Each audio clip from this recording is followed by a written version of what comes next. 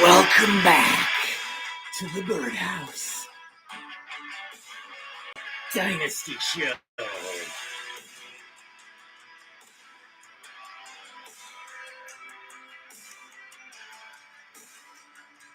Week 9.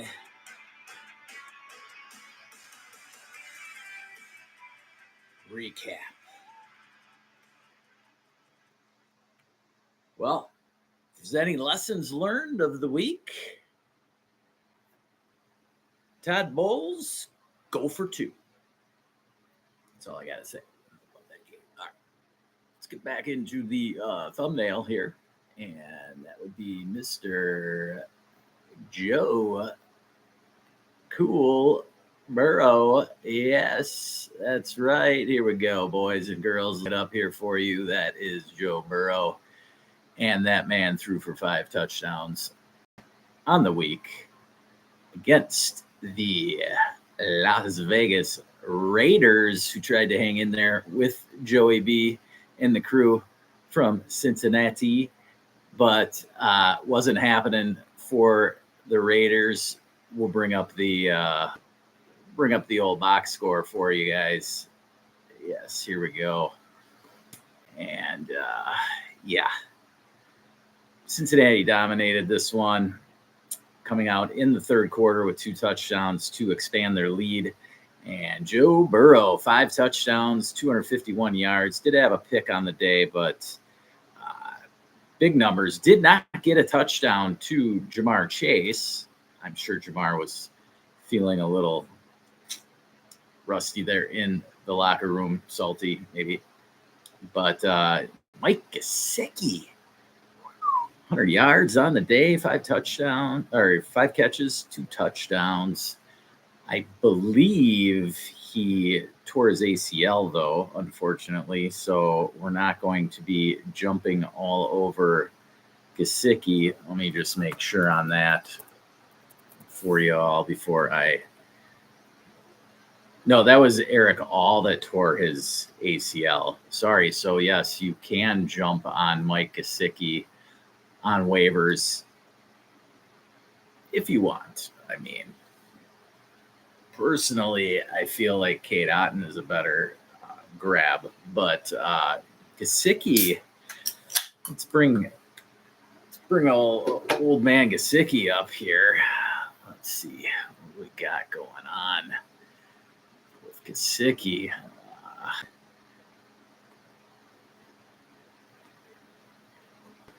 There we are.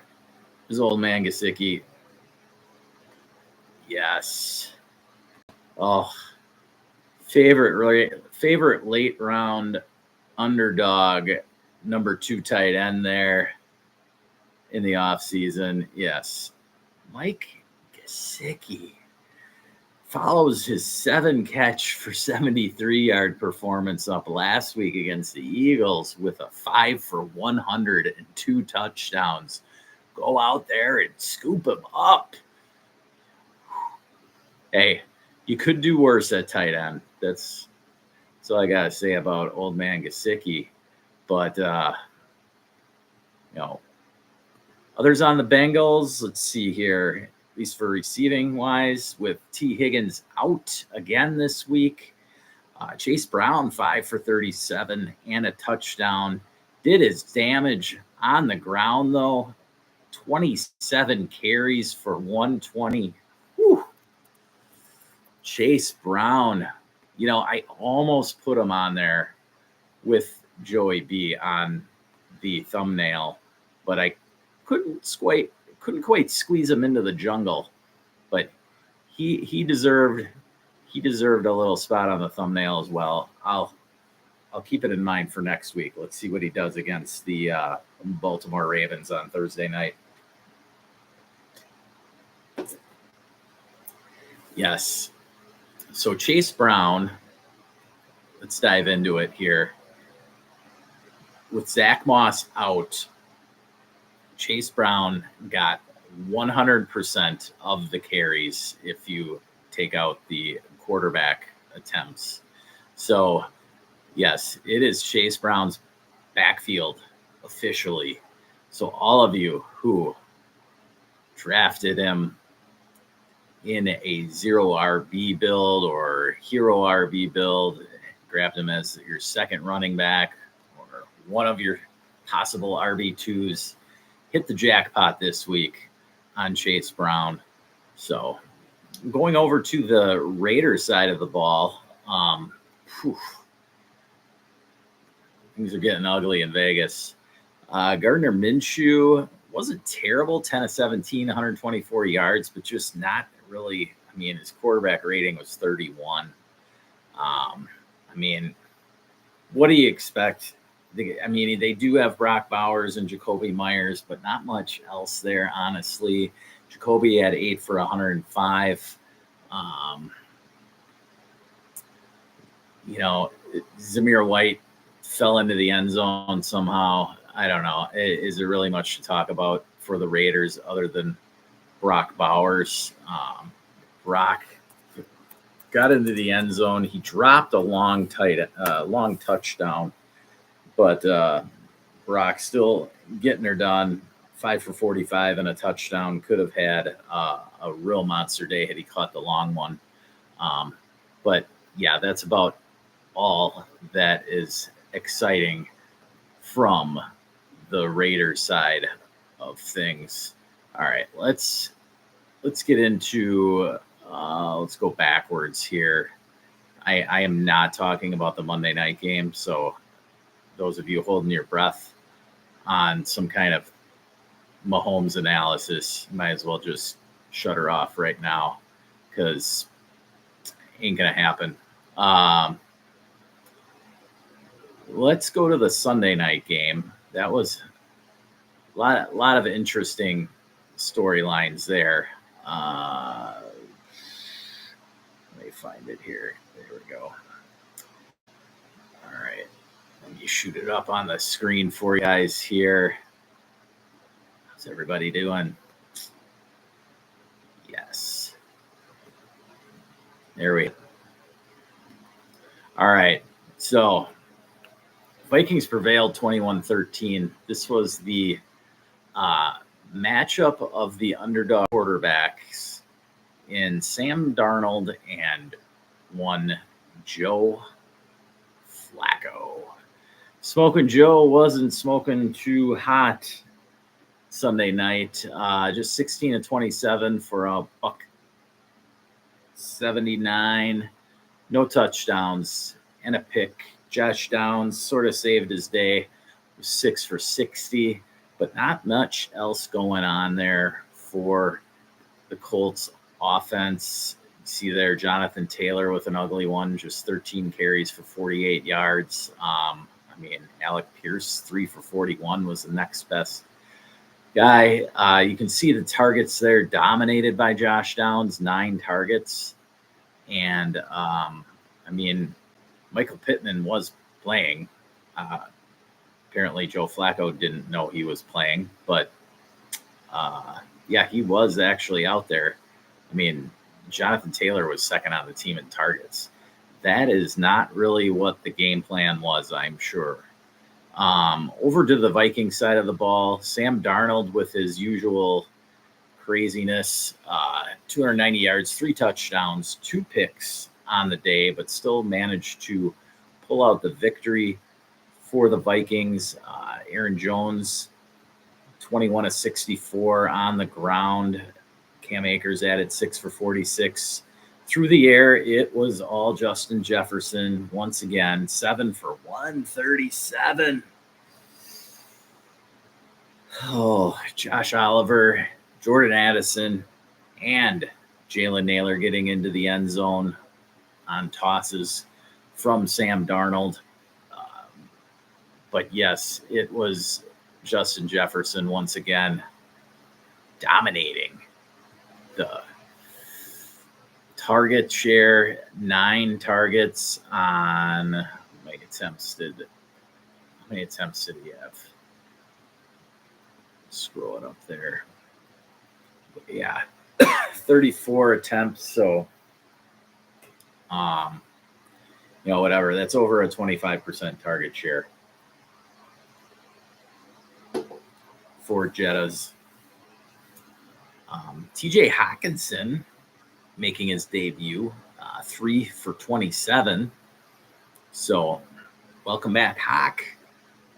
He gets into the tight end mix, just added into that slop show of tight ends we've got going on this season.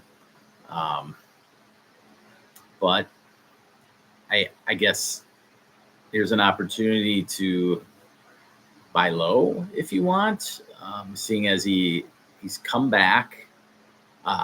Whoever owns Hawkinson probably owns another tight end. Unless it's a real shallow redraft league where they cut the other tight end that they were riding all season until Hawkinson's debut.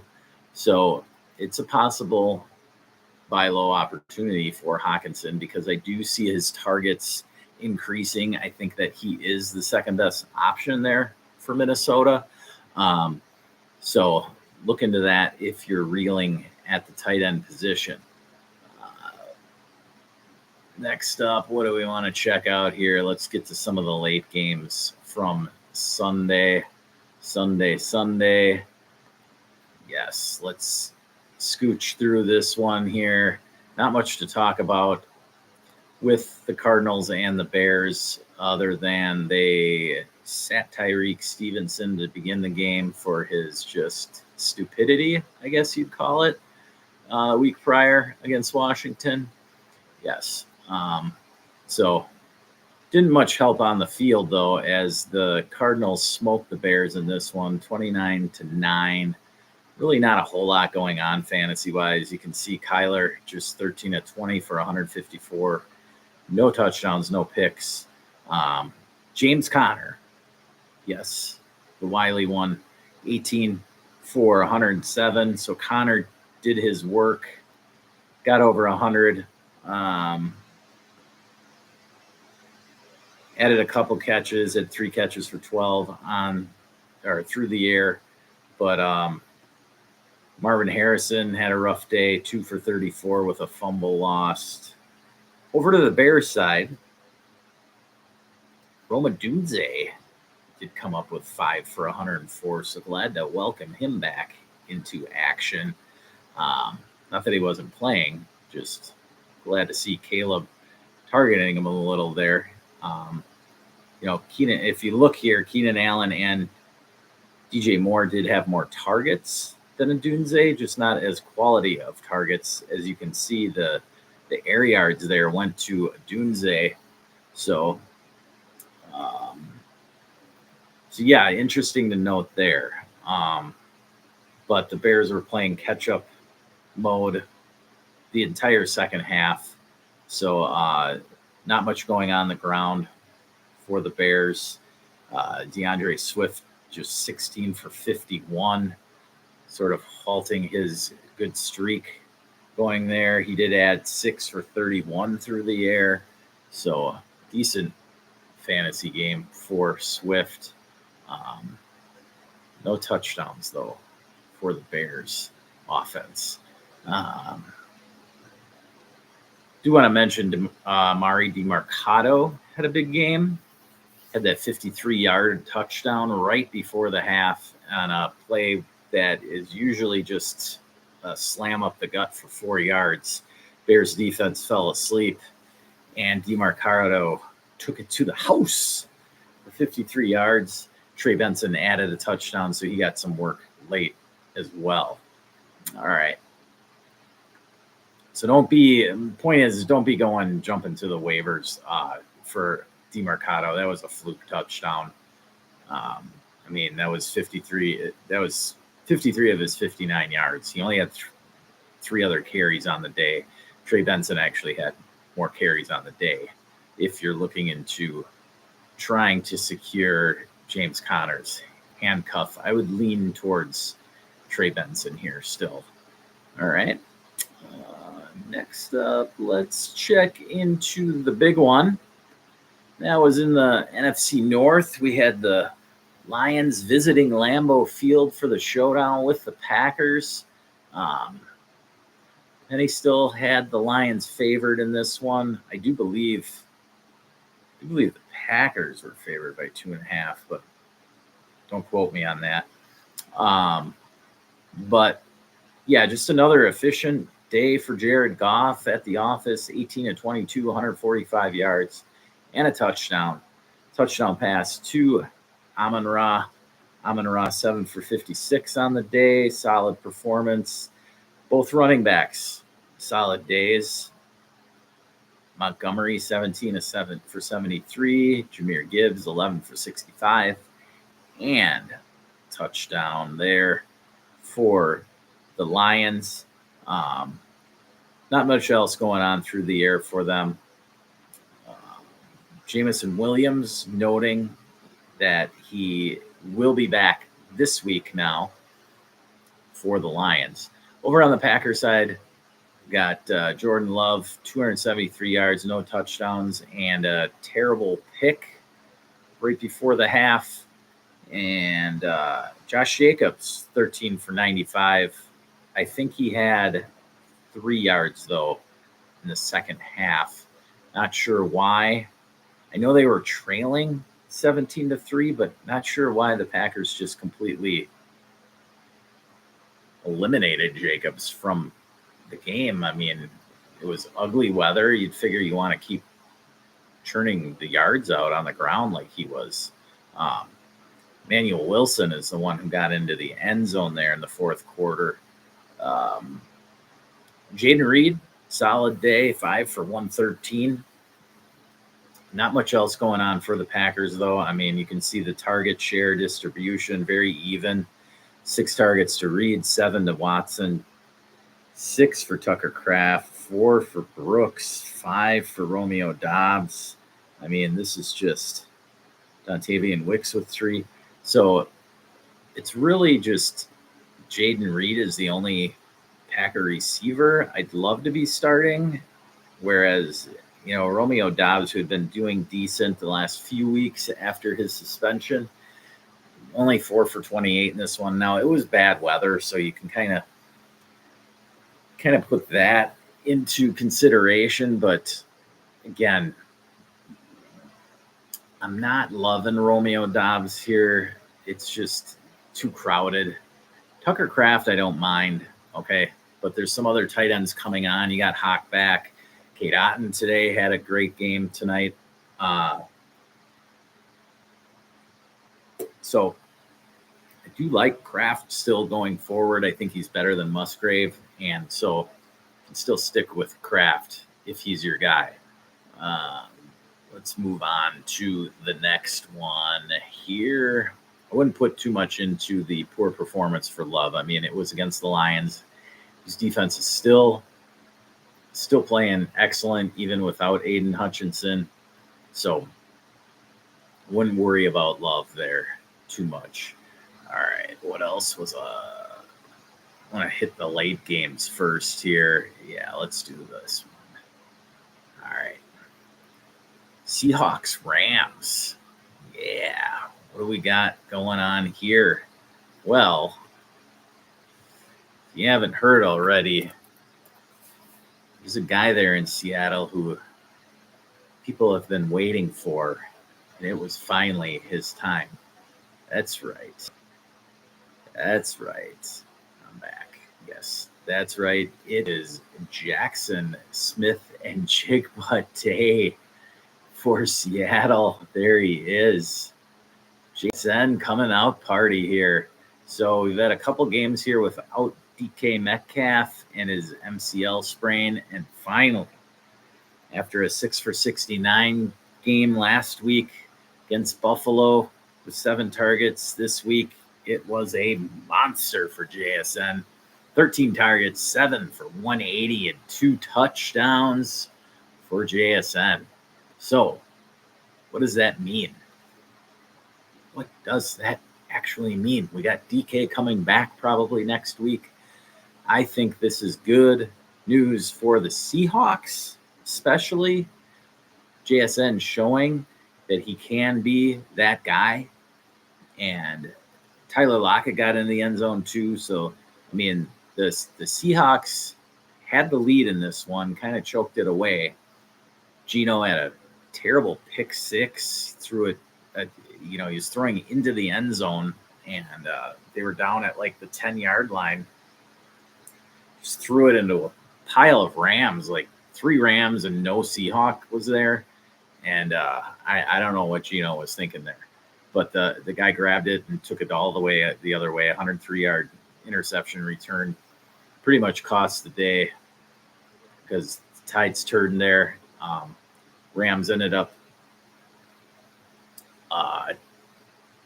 getting the win in overtime on a touchdown to Demarcus Robinson. Of course, the man who just catches touchdowns. Get you back over to the box score here. Let's check out the Rams. Matthew Stafford, glad to have his receivers back. Now, Puka did get ejected from this one for throwing a punch, so that's why his line was just putrid with 1 for 11. Cooper Kupp stepped up, back to his old ways, 14 targets, 11 for 104. There's Demarcus Robinson, 6 for 94 and 2 touchdowns. So Demarcus Robinson is just, he's just hanging around there. He's a decent guy to plug in, especially with all these injuries this year at wide receiver. Just a decent guy to plug in a deeper league, as your 5th wide receiver. If he's still on waivers, he's definitely worth a shot. We'll put it that way, okay? Because you can't guarantee something like this every week. But Puka's bad line was simply because he got kicked out of the game. I'm not sure when that happened. I believe it was the second quarter, but I don't know if somebody out there knows. Just put it in the chat. But that's why Cooper Kupp was able to dominate so well here. Kyron Williams, not a great day. 22 for 69 on the ground, just 1 for 26 through the air. So that ended his touchdown streak of 8 straight games. But I wouldn't be too worried there. On Seattle's side on the ground,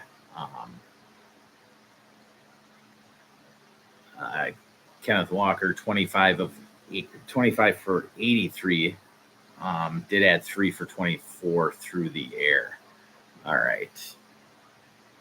There's Geno's line, 363 yards, which is a monster day, but 3 touchdowns and 3 costly interceptions for Geno. So with the Seattle situation there, I mean, Geno is going to be the guy as long as Seattle's winning a few games, but now they're 4-5. So I don't think they're really going to just turn the show over to Sam Howell. But in a deeper league, it's not a bad idea to add him off waivers if he had been cut. Because the way this team slings it around, if Geno were to ever get hurt, which is happening more frequently, even to quarterbacks, Howell would be a good option in a 2-quarterback league to just plug in there. Seahawks should be getting DK back next week. So that should definitely help their attempts to finally win a game again. What other late game was there? Am I missing any? No, I think that was all the late games. All right. On to the early games. And we had, yes, here we go. Dallas visiting Atlanta.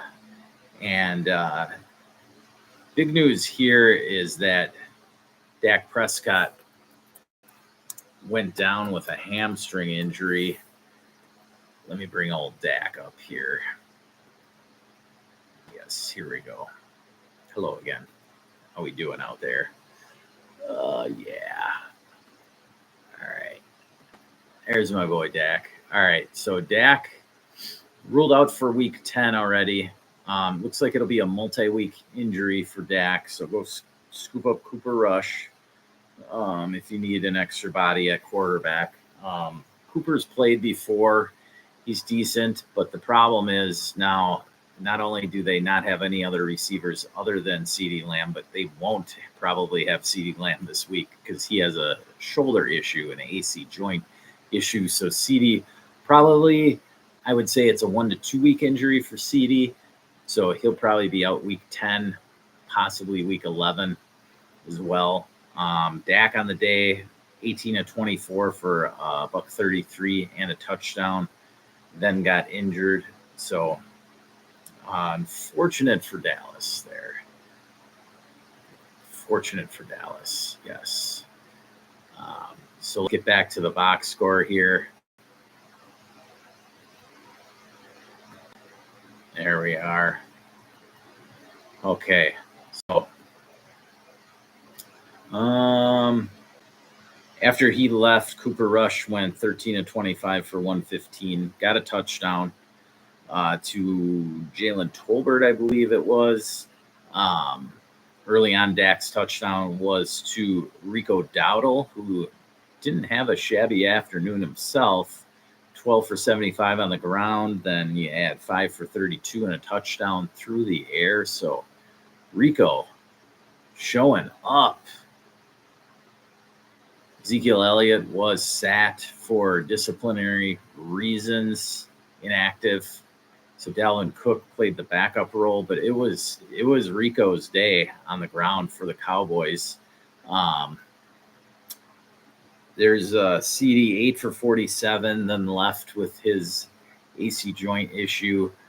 Jake Ferguson 7 for 71. Expect him to continue to get mass targets if CeeDee's out this next week or two. Over to the Falcons side of things, they had their injury issues as well, as Drake London was injured. Let's see what the news is on his injury. Yes, so it was a hip injury and then an oblique as well, I believe. So he's considered day-to-day. I wouldn't be shocked at all if he misses week 10. But the Falcons have found some new life in both Darnell Mooney and Ray McLeod. McLeod got it into the end zone, 3 for 28 just today. But I know he kicked my Bucks ass in a couple matchups that they had earlier this year. And so between Mooney and Ray McLeod and then Kyle Pitts, I think they might be all right for a week or two without London. Bijan on the ground had a nice game, 19 for 86. Didn't get in the end zone. They gave that one to Tyler Algier. And then Kirk Cousins on the day, a solid afternoon, 19 to 24, 222, 3 touchdowns, no picks against this weak-ass Dallas D without DeMarcus Lawrence and, of course, Micah Parsons. So if anybody's going up against Dallas, start them. Yes. Get them in there. Throw them on into the lineup. Let's move on to the next game here. Let's get into some Drake May, right? Oh, yeah. Drake May. 206 yards, touchdown, 2 picks on the day. Did scoop up 95 yards on the ground. Coming back from the concussion last week. So good to have him back. Hunter Henry with a solid 7 for 56 through the air. So he continues to prove you're right in saying that he'd be a top 12 tight end the rest of the way last week. Ramondre Stevenson getting into the end zone twice. 16 only on the ground, but did have 5 for 38 and the touchdown through the air. All right. Over to the Titans side of the ball. Hope you started Tony Pollard. I know he was questionable all week, but did get the start. 128 yards on the ground. And Pollard added 3 for 26 through the air. Mason Rudolph just continuing to play well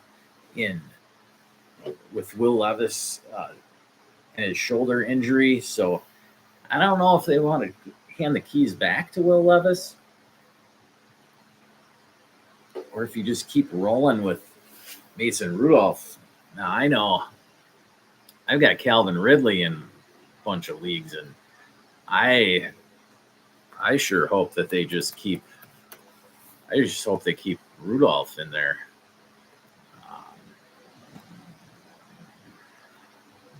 Yes, we're going to bring up Calvin Ridley here. Take a look at his numbers. So there's Ridley. You can see when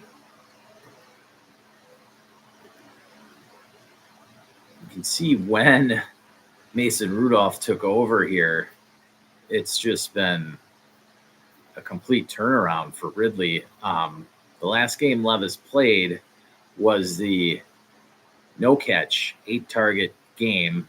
After that, 9 targets, then 15, and then 8 this past week. So, yeah. Come on. Just keep Rudolph in there. Keep rolling. I don't love Mason Rudolph, but I love the fact that he loves Calvin Ridley. Yes. All right. Nick Westbrook-Ikeen, once again with a touchdown. I believe that's 4 straight weeks. So 5 for 50 and a touchdown. I mean, I don't want to say the guy is relevant fantasy-wise, but it's kind of relevant if you need a deep flex play. I guess you could toss him in there. He's shown up now with D-Hop out of town, and so I don't know. I don't own Westbrook-Ikeen in any league, so I'm not going to tell you got to drop all your fab on him or anything like that. Silly. All right, let's get a grip on things here. There's other guys you can spend fab on. Okay. What one do we want to do next? Yeah, let's just do it. We all know by now, unless you've been in a box, Saquads with the probably one of the highlights of the year. It's got to be. But that backward flip, not flip, but backward hop over the defender is just amazing. 27 for 159 on the ground, the touchdown. 3 for 40 through the air and a touchdown. Saquon is just tearing it up with Philly. They know when they've got a weapon. A.J. Brown went down, so that didn't help things for Philly. Devonta Smith stepped up in A.J. Brown's absence. 4 for 87 and a sweet touchdown grab in the back of the end zone.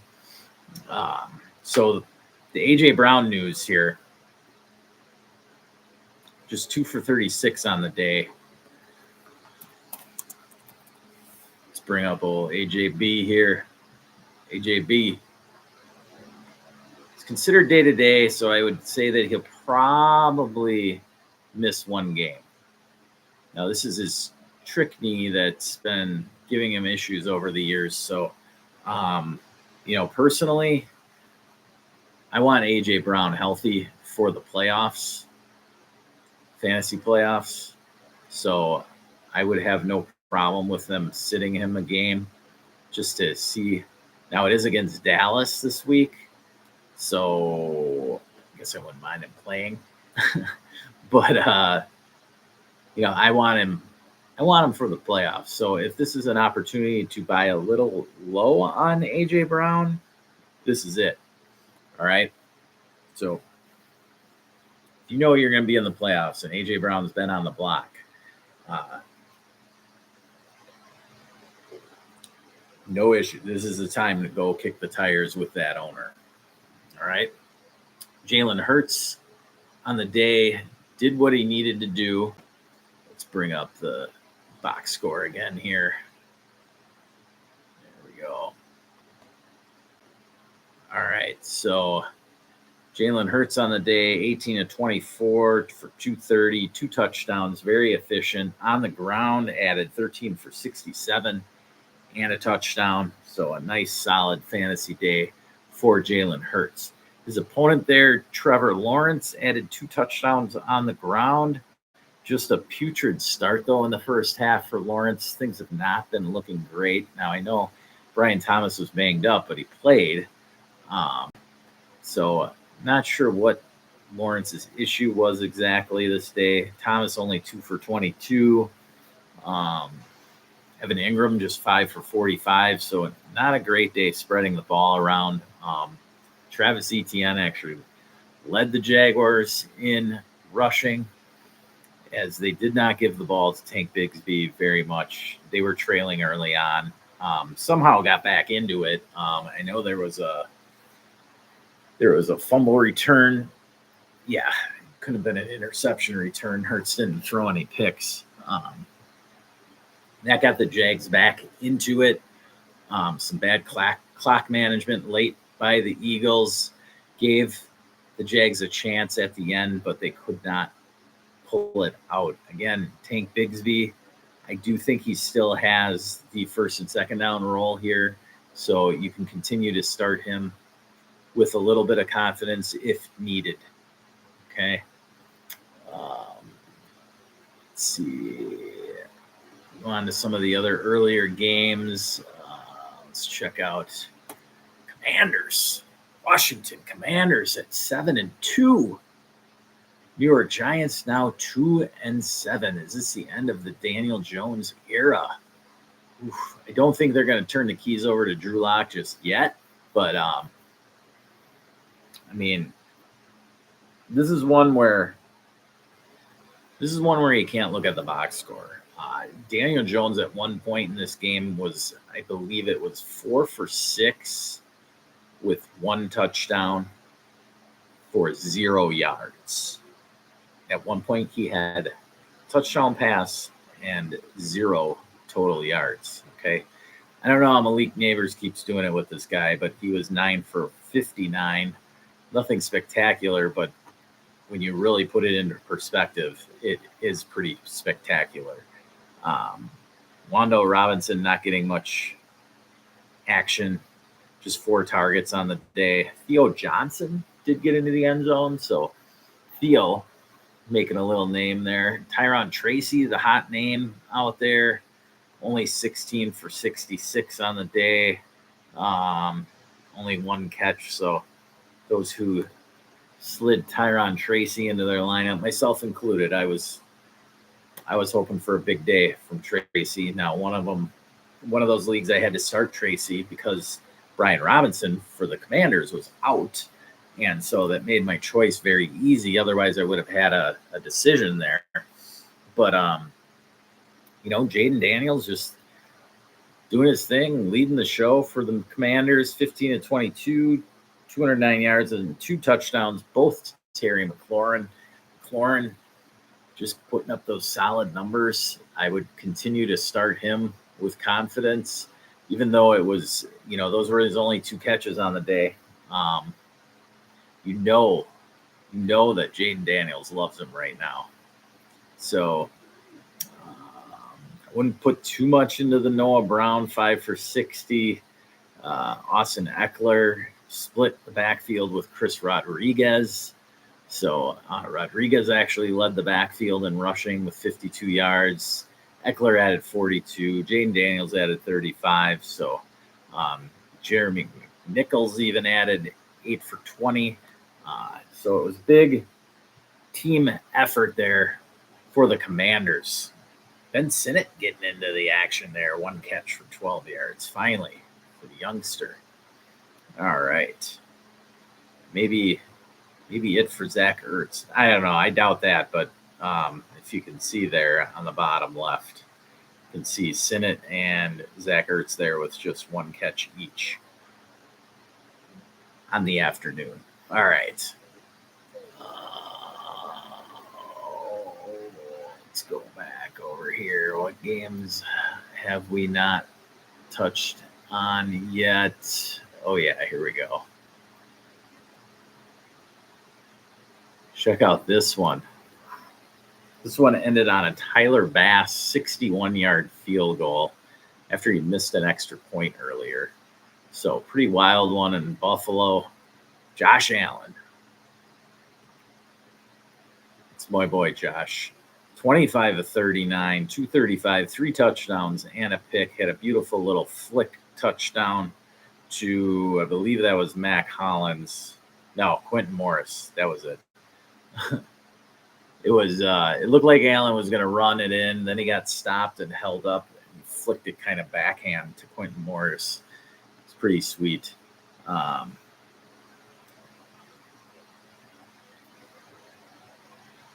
We've got on the ground, not much for the Bills. James Cook just 10 for 44. Ray Davis only 4 for 20. Did have a monster game through the air, though, with a 63-yard touchdown.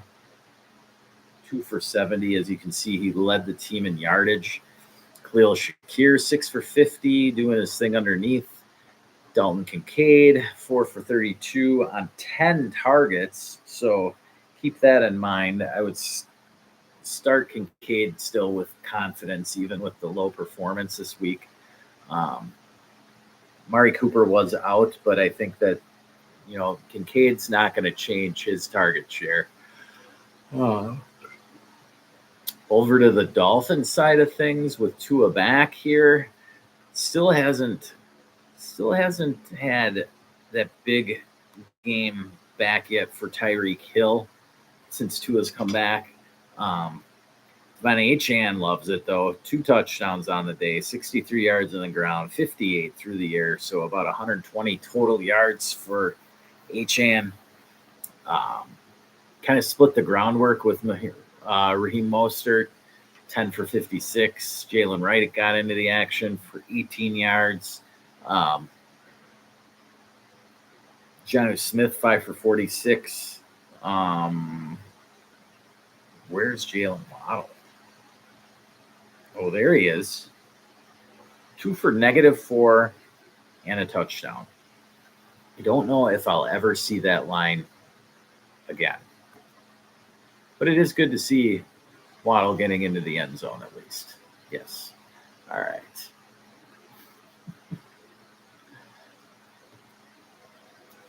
Oh, yeah. Let's get over to the next game. We got. Let's check out Winston here. Oh, yeah. This was your classic Jameis Winston effort after he gave everyone hope last week. There's my boy. All right, let's bring up our fan favorite. There he is. All right. So after led the Browns to the improbable victory over the Baltimore Ravens last week, this week he decided to go 26 of 46, 235, a touchdown, and 3 interceptions, which I'm hearing could have been 9 interceptions. Who knows if it was really that many, but it wouldn't shock me if it was. So Winston's still in there. I don't know that they'll just turn the reins over to DTR, but Dorian Thompson-Robinson is healthy now, I believe. So that's just a thing to watch this week. I do believe that their best chance at having fun is Jameis Winston being in there. Their best chance at winning is having Jameis Winston in there, and their best chance at losing is having Jameis Winston in there. So let's talk about this with the Browns wide receivers.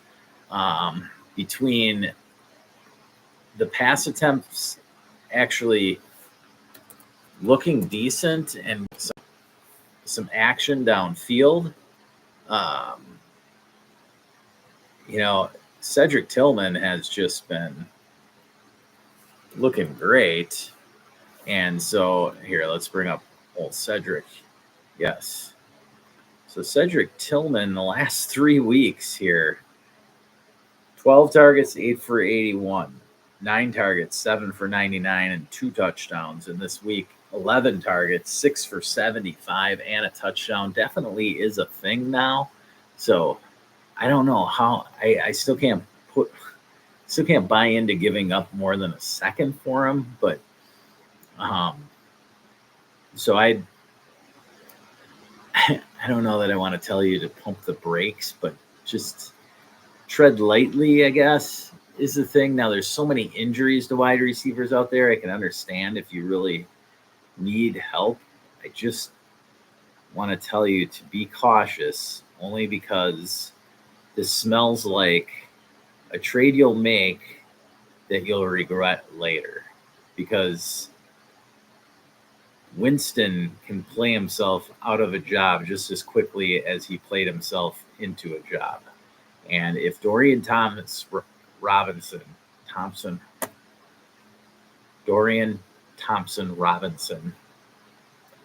it's DTR.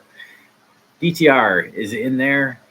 Cedric Tillman could revert to 4 targets, 2 for 16 yards just as quickly as he has flown onto the stage these last 3 weeks. So that's my warning shot right there for you. Now, same goes for Jerry Jeudy and Elijah Moore. Both are getting targets right now, but just tread lightly with those guys. If you picked them up already, it's fine. Like Elijah Moore, I know that Jerry Jeudy was probably owned already in most redrafts. Maybe not in a shallower one, but just watch yourselves with the excitement there. All right. Because Jameis Winston is not guaranteed his job the rest of the season like Joe Flacco. Flacco has been announced the starter for the rest of the season. So the bottom's fallen out for Anthony Richardson, unfortunately. But that is the way the ball bounces. And so let's see who we got next here. We didn't even talk about the Chargers. How could I go without mentioning the one and only? Yes, it's real, folks. This guy is back. He missed 2 weeks, sorry. And 68-yard bomb, Quentin Johnston. Look at this. Now, he hadn't done anything for 2 weeks, but he caught a touchdown before that, 2 touchdowns of 51 yards. So he's got to roll. And the Chargers are throwing a little bit more. So, it's, again, don't want you overpaying for somebody like this. But the way receivers have been going down this year, you just need a body. I don't mind throwing a second at Quentin Johnston, honestly. All right. Because you got Keenan Allen on one side, and then you got Quentin Johnston basically taking over the Mike Williams role, and Ladd McConkey taking over the Keenan Allen role on the other side. Now, the Chargers are more run heavy than they have been in the past, but they still have Justin Herbert. And again, I can't remind you out there enough how got the fan going on in here. So, all right. Can't remind you how important it is to realize that Greg Roman and Jim Harbaugh have never had a quarterback with the talent level, the arm talent level of a Justin Herbert.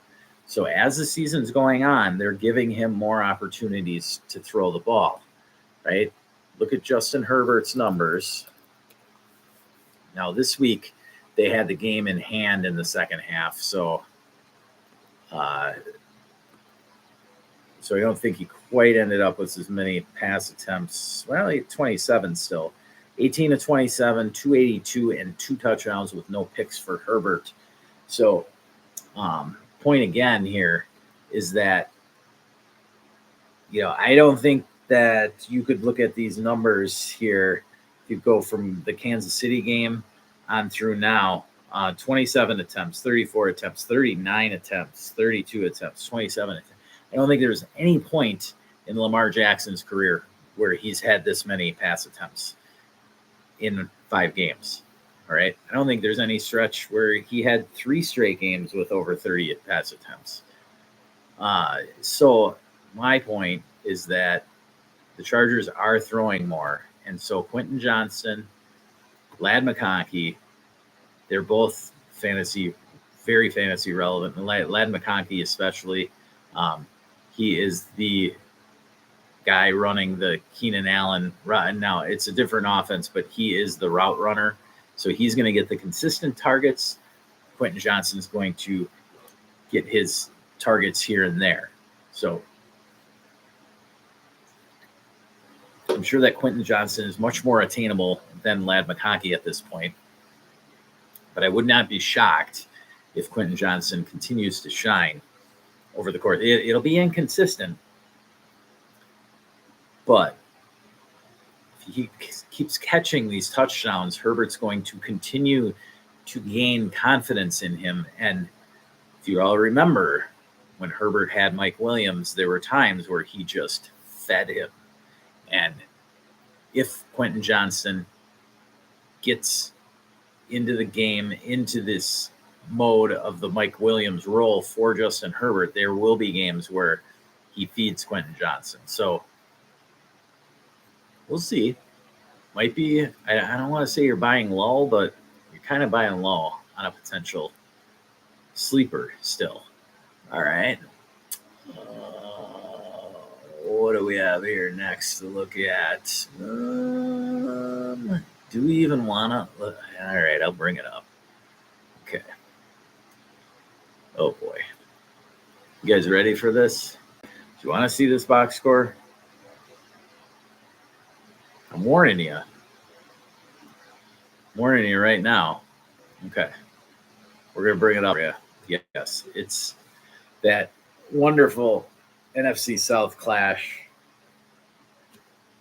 New Orleans Saints visiting Carolina Panthers. Oh, boy. Here we go.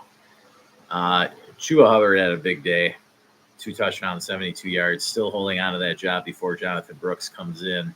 I would continue to play Chuba even when Jonathan Brooks comes back, which we will know tomorrow.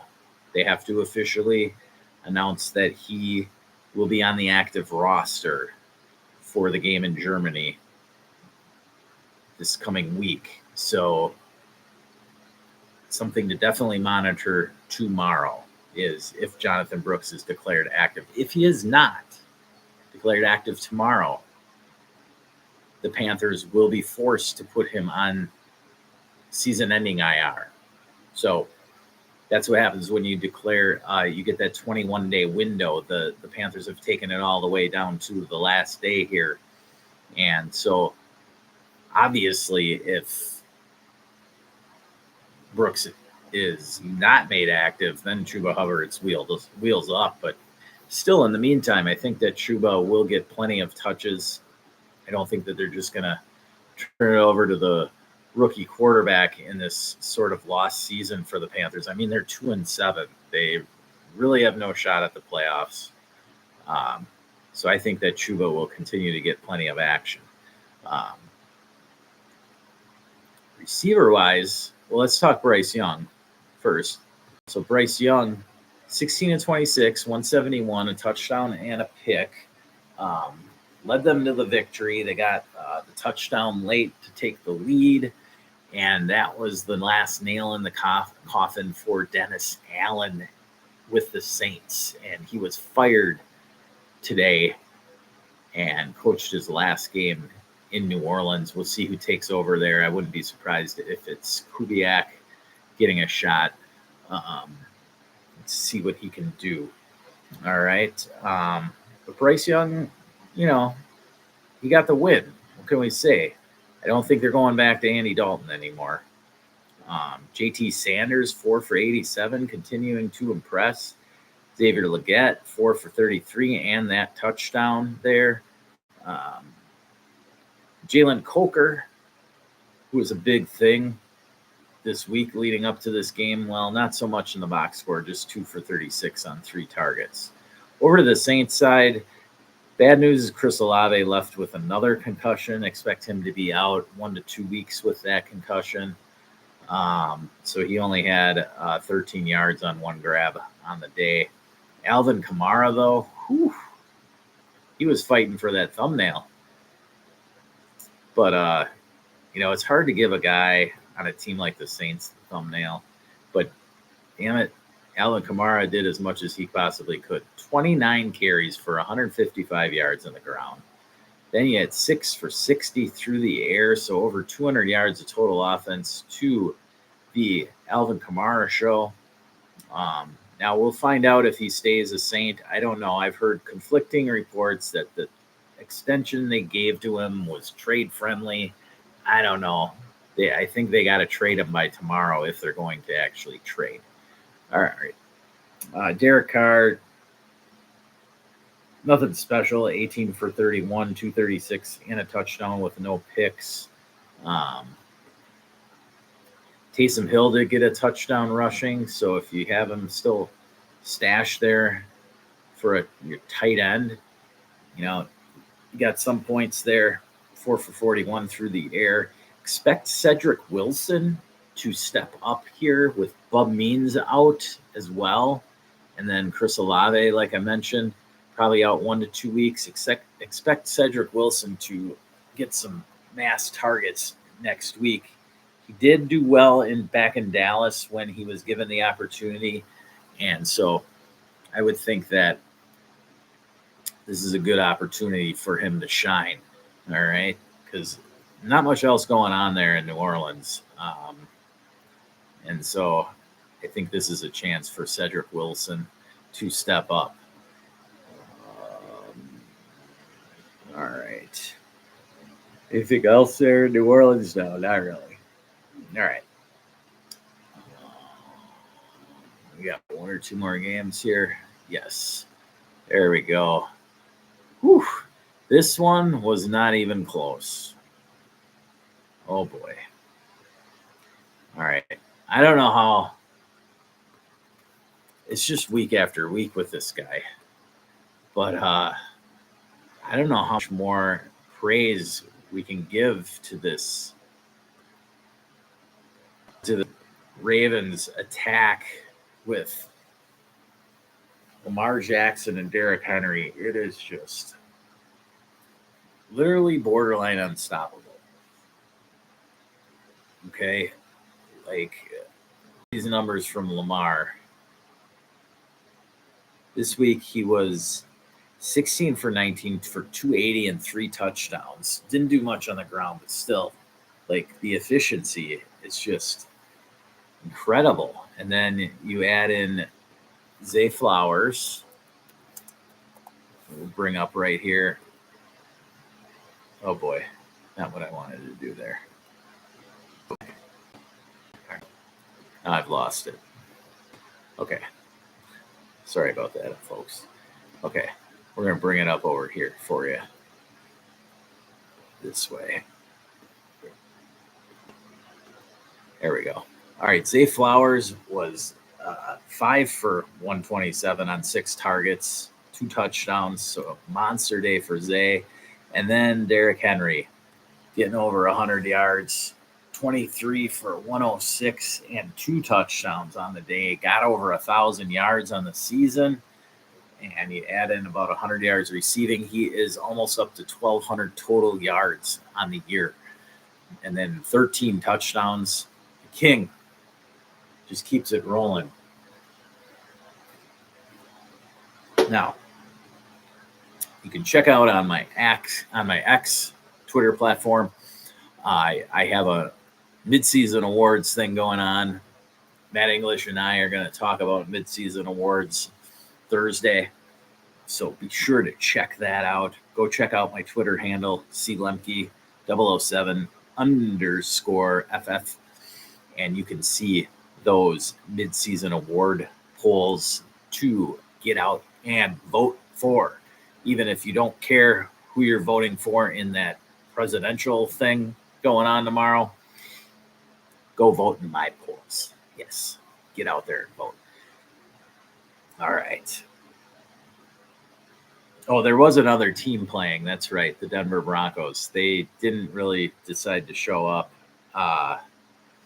Cortland Sutton did, 7 for 122. So Bo Nix definitely has his favorite target there. Javonte Williams, though, he keep hearing reports that Audric Estime is going to get more attempts. I don't know. I'm not buying into that. But Bo Nix, definitely like Bo Nix. He's got a solid floor. rushing ability, 6 for 36. Don't let this one game get to you too much. The Ravens are a powerhouse team to be reckoned with. And so I would not be deterred from Bo Nix just because of this one performance. I know a lot of people are thinking that the Broncos are a flash in the pan, and they do have a tougher schedule coming up. But don't be, I mean, it just means some more pass attempts probably for Bo Nix coming up here. And we go back to Thursday night. Do you all remember Garrett Wilson on Thursday night? Even with Devontae Adams in town, targets were pretty even. Garrett Wilson, 9 for 90, 2 touchdowns, and that one amazing one-handed grab in the back of the end zone. Aaron Rodgers, 22 of 32 for 211, 3 touchdowns. So Rodgers is back. Breece Hall, decent day, 74 yards on the ground. Receiving-wise, what did Breece get? He's been getting a lot of receptions lately. Only 2 for 11 on Thursday. But that's the basics of the Jets offense. Braylon Allen only 4 for 9 attempts. Now, CJ Stroud has been struggling. There's no other way to put it. Struggle without Nico Collins, who we expect back this week. So watch those reports. Definitely for Nico Collins, especially for CJ Stroud's sake, because CJ Stroud is borderline benchable at this point without Nico in the lineup. But I do think that Nico will be back, and that is good news for Stroud and the Texans. Texans are still 6-3, so don't let this one game deter you and think they're not that great of a team. Still got Joe Mixon here, 24 for 106 and a touchdown on the ground. Tank Dell did get 6 for 126 on 9 targets, so 9 of the 30 there. So you're looking at a 30% target share for Tank. That will not continue. Well, I'm not going to say 30% target share is not going to continue. 20% share is probably in the mix, but Nico is back. Expect him to take over that alpha role once again. All right. So that's about all I've got for you this evening. I just don't really want to get into the Bucs-Chiefs game. I hope you can understand. What am I going to say? All right. Travis Kelce and DeAndre Hopkins are great. They're both Hall of Fame players, and now they're playing with Patrick Mahomes. Yes, they're going to be good going forward. Go ahead. D-Hop's still probably cheap. I don't think you got to give up a first for him. If you want to give up a second for him, go ahead. If you need help at receiver, Travis Kelce, boom. What did he have? 13 catches tonight? I don't know. Maybe more. I can't remember if he had another one after that. That was a regular season record for him. I know he had some monster game in the playoffs with more than that. Kelsey's back. And, Kareem Hunt's still doing his thing. Now, I don't know if Pacheco's going to be back soon or not. I mean, the guy broke his leg after all. So I don't know how much the Chiefs want to rush him back. They may just save it for the playoffs, and then we'll evaluate it then. So that would be a very risky buy, in my opinion. There's other running backs you could go out and try and buy cheap, more and even cheaper than Pacheco. All right. And Nick Chubb's going to be cheaper, and I'm sure he's going to continue to get the ball. Who else can I think of that'd be cheaper than Pacheco to go out and buy? Aaron Jones, somebody you could go buy cheaper. All right. So just think of options that are less expensive than the risk that you take on with Pacheco at this point, because we have no idea if it's true that he will actually be back in the regular season. So just keep that in mind. On the Bucs side of things, man, it's ugly without Evans and Godwin. Sterling Shepard definitely stepped up tonight, had a game. But there's one more week here before Evans comes back. So I wouldn't be just going out crazy after Sterling Shepard. They did not have he had one catch before that final drive in regulation. So I don't know. Really not buying into it. Kate Otten, sure. If you could still get him. Just highly doubtful after the way he's played the last couple of weeks. So that's about all I've got for you guys tonight. It was a rough one for me. So thanks for being here. I mean, really, this is the only thing that saved me from going to bed and crying, because that was a rough one for me with the Bucks. But thanks for joining us in the Birdhouse. It was a rough one. Check me out on Twitter, clemke007_FF. Patreon, patreon.com/Birdhouse Dynasty Show. And you can buy me a coffee at buymeacoffee.com/Birdhouse Dynasty Show. Good night, y'all. Thanks again.